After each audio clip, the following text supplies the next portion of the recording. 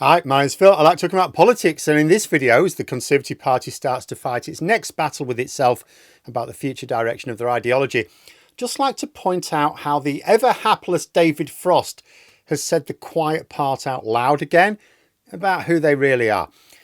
Actually, no, that's giving him too much credit. Someone else said the quiet part out loud, and then Frosty the No Man decided to amplify it.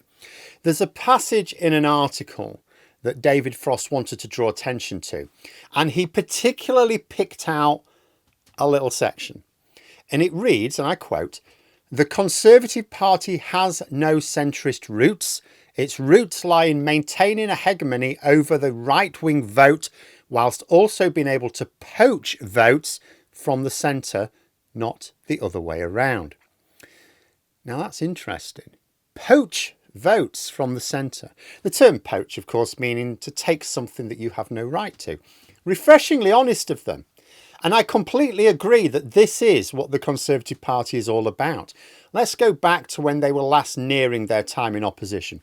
David Cameron had taken over the leadership, and what did he do? He instantly appeared to align the Conservatives more with the centre.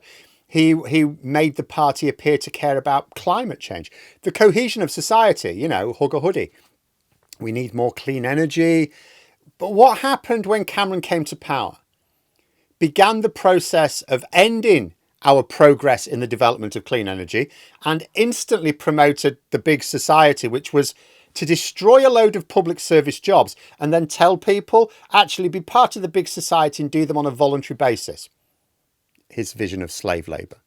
It's also Cameron who scaled back the standards on water quality monitoring. Like, we often think of the damage done to the country during this last parliament in particular, but really this is the parliament where people noticed. It was just the chickens coming home to roost, reaping the whirlwind, but it was Cameron who sowed the wind. In other words, David Cameron deliberately and cynically pretended that his party stood for values which he had no intention of adopting in government. Why did he do this? Because Cameron very much agreed with the sentiment in this article. He was there to represent the right, but needed to poach votes from the centre in order to win power. The only thing which is remarkable about this statement of poaching votes from the centre is that anybody is stupid enough to say it out loud in public, let alone another to make it even more public.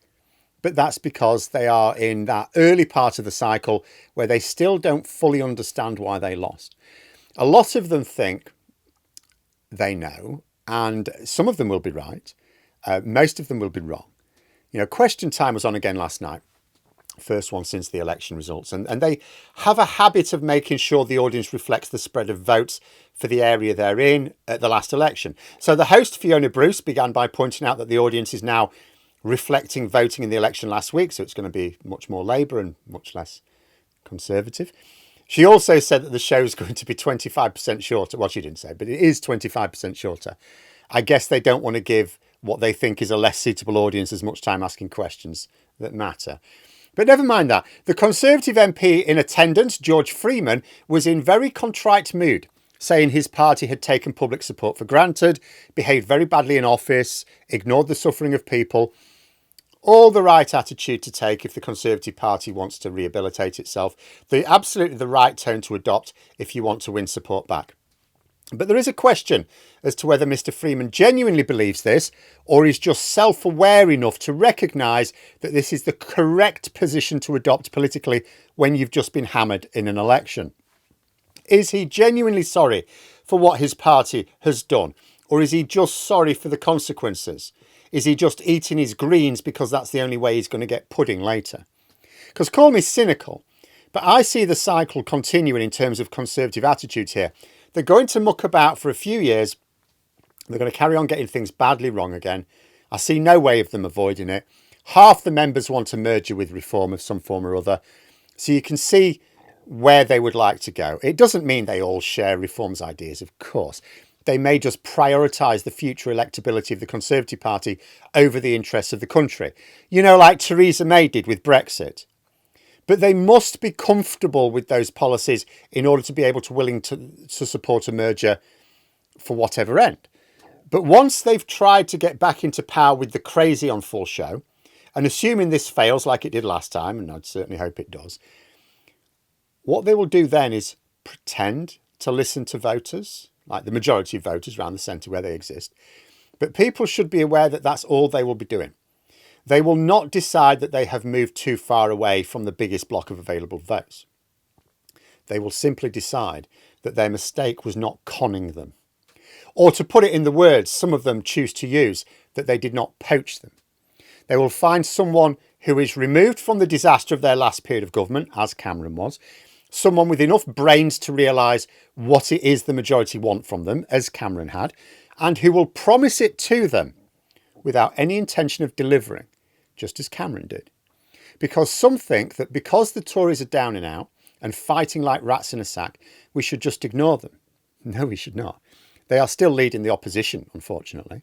They will still be on every political show going. Some of them are trying to rebuild their image, like George Freeman.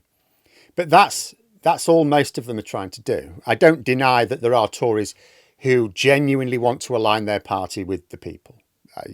The centre-right in their case. I get that. The article I quote from was having a pop at people like Rory Stewart, for example. Someone that you could probably describe as a genuine person with whom I disagree on many things. But these are, and always have been, a minority of the party.